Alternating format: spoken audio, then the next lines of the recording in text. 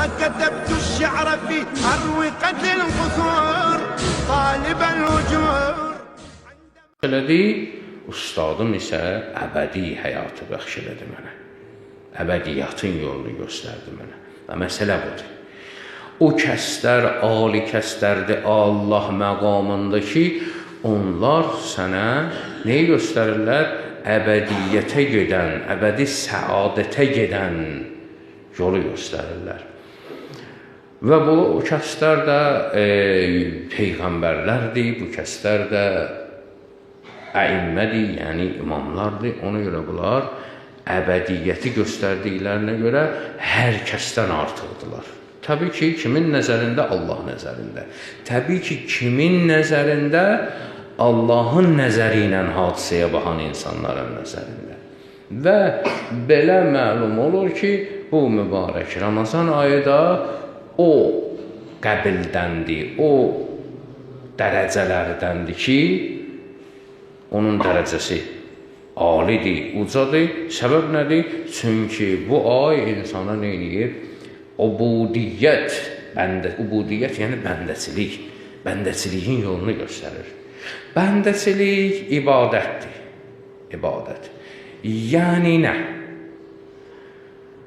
İnsan iki cür ibadət eləyir. Bir canı ilə ibadət eləyir, bir malı ilə ibadət eləyir. Furu-i dinimiz 10'dir. 10 dənə furu-i dinimiz var. Dini yəni qol budağı. Məsəl üçün, sırf canla ibadət olunan ibadətlər namazdır, orucdur. Sıra sayına da fikir verirsən, namaz, sonra gəlir oruc. Oruc namazdan əvvəl gəlmir. Səbəbini keçən dəfə dedik ki, namazda nə var? Mütəmadilik var. Oruc belədir ki, ildə bir aydır. Amma namaz gündə 5 vaxtdır. Onda mütəmadilik var. Oruc belədir ki, xəstə olarsan, üzür götürürlər səndən. Amma namazda üzür yoxdur. Əgər ağlın başındadsa, üzrün yoxdur. Bu iki dənə ibadət, namaz və oruc sırf cani ibadətdir. Bunların sıra sayında fikir verirsən, namaz dalıcan oruc gəlir. Çünki fərqləri budur ki, birində üzrün var, o birisində heç cür üzrün yoxdur. Birində o birinə baxanda daha çox davamlılıq, mütəmadilik var. Eynən ondan sonra gəlir iki dənə əməl sırf mali ibadətdir. Diqqət elə, mali ibadət nədir? Xumus zəkat. Niyə görə zəkat xumusdan əvvəl gəlmir? Birinci xumus gəlir, sonra zəkat. Çünki zəkatda qaçmağa yerim var, oruc kimi. Yoxumdur, plantasiyam yoxdur, nə bilim, 40 dənə qoyunum yoxdur ki, ildə birim verim. Yoxdur inəyim, yoxdur dəvəm və s. və s. və s. Yoxumdur, zəkat gəlmir boynuma. Amma hələ bir adam var ki, ya, düşün, xumus gəlmir mənim boynuma, mümkündür. 20 qəpiyində olsa, 4 qəpiyi nədir? Bunun xumusdur. Rəmi 20 qəpiyim var, 1-2-4 qəpiyi nədir? Xumusdur. Düzdür, mahiyyəti bir şey olmasa da, amma qaçmağa yerin yoxdur. Və bəzi ibadətlər var ki, həm canidir, həm malidir, həm canla, həm malla ibadət edirsən. O ibadətlərdən biri həccdir ki, həm canınla yer ibadət edirsən, həm də malı verirsən, pulunla verirsən, ibadət edirsən. Cihada gəlib çıxanda və ondan sonrakilərə gəlib çıxanda, orada bir konkretlik yoxdur. Bəzən səndən mal tələb olunur, bəzən can tələb olunur. Diqqət edin. Elə hadisələr var, məsəl üçün cihad. Cihadda bəzən malın lazımdır. Malı verirsən, Allah yolunda cihad edib malı verirsən. Amma bəzən malı verirsən, Allah qəbul eləmir. Məsəl üçün, onlardan biri İmam Hüseyin əleyhissalam da bu işin bariz nümunəsi olduğuna görə misalı ondan gətirirəm.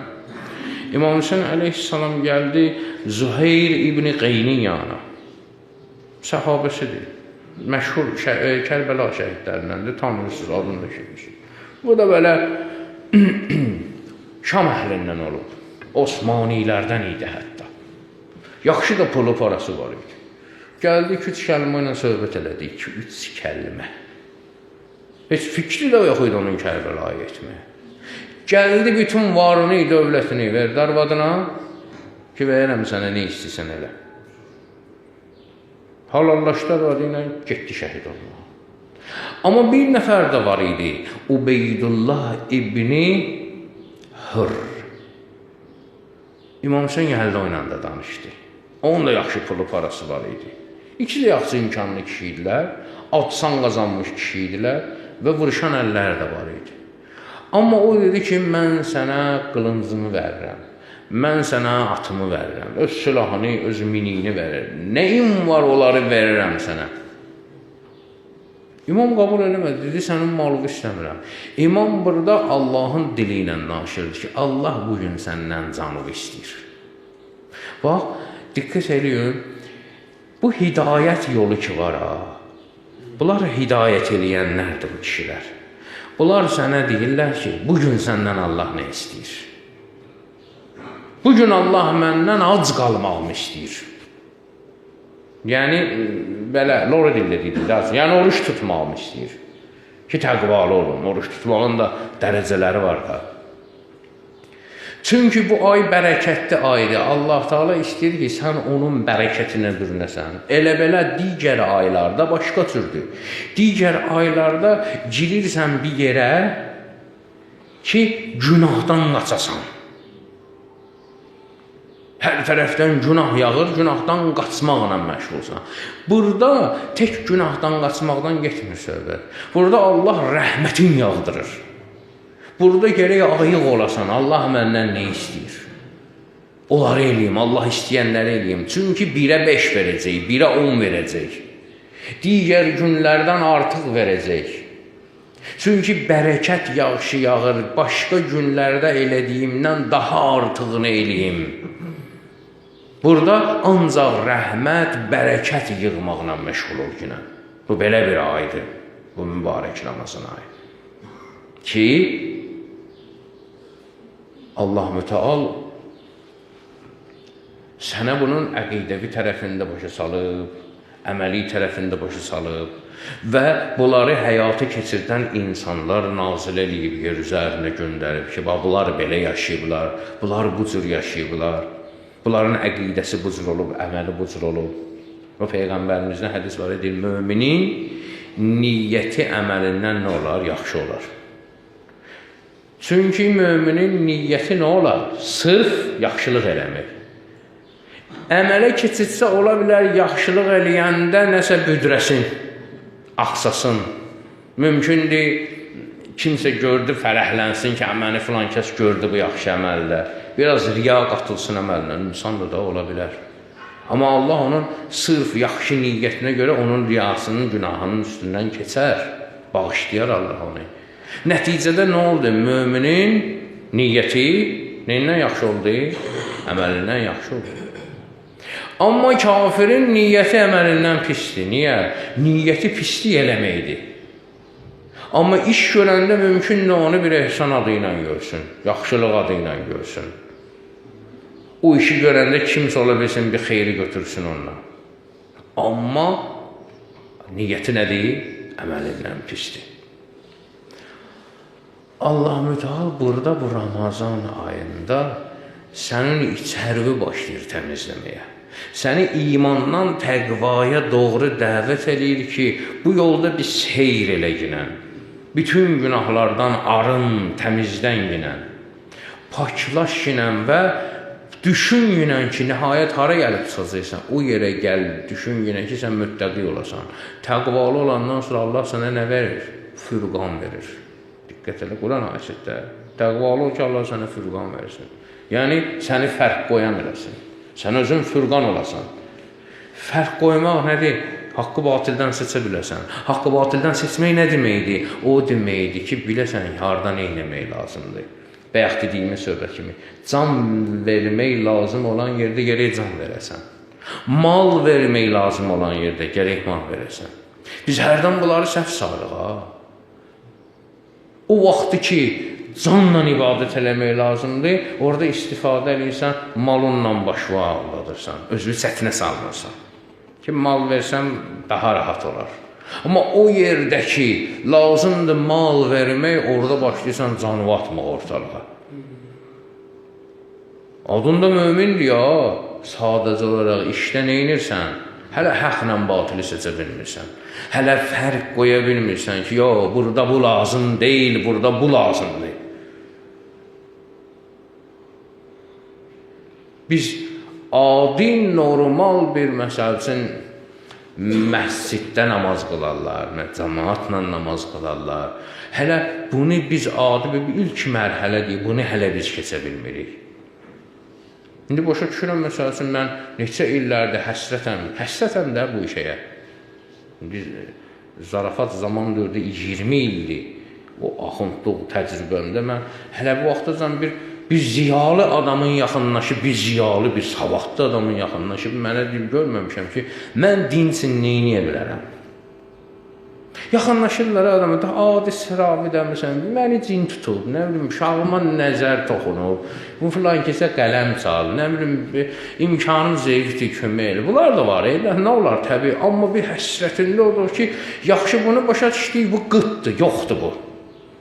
Qıtlıqdır bu barədə.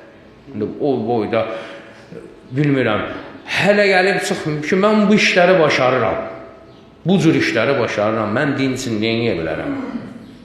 Bu günləri, məsəl üçün, adama çox qəribə gəlir ki, bugün də Allah kömək olsun, malik bu işləri rəhbərlik eləyir ki, məsciddə xidmət falan. Ancaq mənə xəbər göndərməyi mənə qəribə gəlir ki, yəni adamlarımız azdır, ehtiyac var. Xidmətə ehtiyac var, adam çatmır. Sadəcə məsciddə xidmət göstərmək nədir ki, yəni cümədə falan da, yəni buna ehtiyac var. Bu acınacaqlı haldır bir insan, nə vaxtacan din bizi üçün eləsin.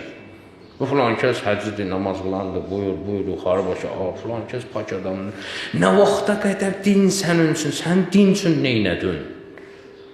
Bu insan özü-özünə sual verib, özünü tənbih eləməlidir. Allah Teala boş-boşuna demir, yemə, içmə. Otur, qoy papağı boşluq fikirləş. Yəni, yiyirsən, içirsən, bütün orqanların başlayır içəriyə ötürdüklərinlə məşğul olmağa. Bunların boş vaxtı olmur ki, səninlə söhbət eləsinlər. Gərək bu orqanlar dincəlsinlər. Sən bir sakitləşəsən, mənəviyyatın bir baş qaldırsın ki, görəsən mən hara gedirəm, kimə neynəmək lazımdır. Axı, biz bayaq danışdıq ki, ən ali varlıqlar o kəslərdilər ki, yaxşı da biraz özünü düşünmədə, biraz saxla, biraz Allah haqqında düşün. Allah üçün mən neyniyim ki, sabah əlimdə bir neyim olsun, bir əsasım olsun. Mən İmam Hüseyin üçün ağlayıram, bəsdir. Yox, sənə elə gəlir o. Hələ sən bilinmir nə üçün ağlayırsan. Bəlkə o ağlamaqlardır ki, sonra Ubeydullah İbn-i Hür ağladı, ömrü boyu vurdu başına Kərbəla hadisəsindən sonra İmam Hüseyin təklif eləmişdi, gəl qoşulu bizə, atımı verirəm, qılınc. Neynəm mən sən atımı qılıncu? Mən atla, qılıncla orada adam öldürməyəcəyəm. Yezidin qoşununa qalib gəlməyəcəyəm. Mən sənin üçün bir səhnə açmışdım ki, gəl daxil ol günən oraya, imkan var. Sən bundan imtina elədin. Kərvan gedəndən sonra gecikdi, bildi. Kərbəla hadisəsi, o eşqin kərvanı ki, getdi, ölənə qədər vurdu başına ağladı. Çə fayda? İtirdin də, onu əldən verdin də. Niyə? Neynəmişdinsə hələ haqqı batildən o seçmək məqamına gəlib çata bilməmişdin. Allah bu günlərə xatir bizi haqqı batildən seçənlərdən qərar versin. Bismillahirrahmanirrahim. Vəl-əsr innəl insana ləfī xusr illəl-ləzīnə āmenū və amilu's-sāliḥāt və təvāsav bil-haqq və təvāsav bis-sabr. Sədaqallahul-aliyyul-azim və sallallahu alə